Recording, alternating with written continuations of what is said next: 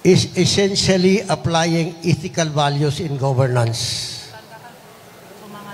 Especially yung tinatawag natin accountability.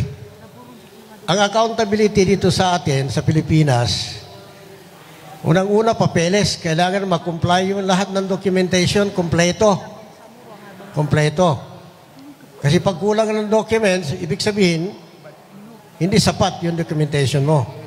And then, yung documentation ay kailangan aprobado ng yung responsible, accountable persons sa halimbawa sa ministry. So, clear sa papeles, clear pa rin sa tao.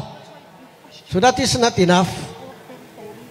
Kasi mayroon tumitingin sa atin, Kristiyano, Muslim, kahit na mga IP, naniniwala naman may Diyos yan, di ba? Christian and Muslim believe in the day hereafter. So, part of moral accountability or moral governance, na kahit na-clear ka doon sa documentation at aprobado ng accountable personality, yung Allah, yung Diyos, tinitingnan ka man dyan. Di ba? Kung ginagawa mo masama, talagang alam ng Allah yan. To the extreme case, kahit na hindi mo pa naisip, alam ng Diyos yan. Di ba?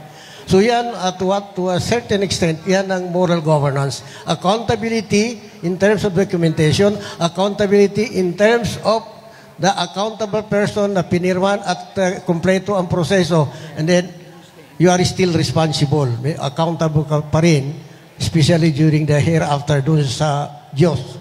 Yan ang moral governance, di ba?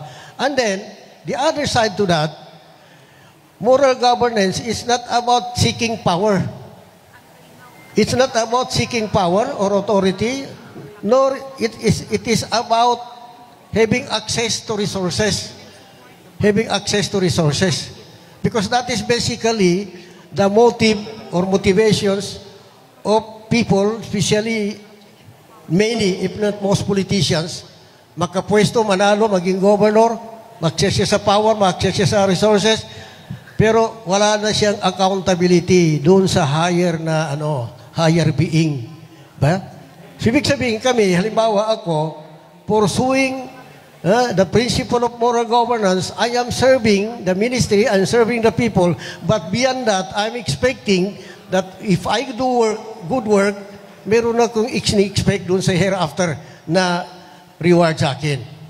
That's moral governance. Meaning, in short, moral governance before men, accountability before men, and accountability before sa Diyos. Siguro si Minister naging sinaribo, baka may dagdag. Asaka si Minister, Minister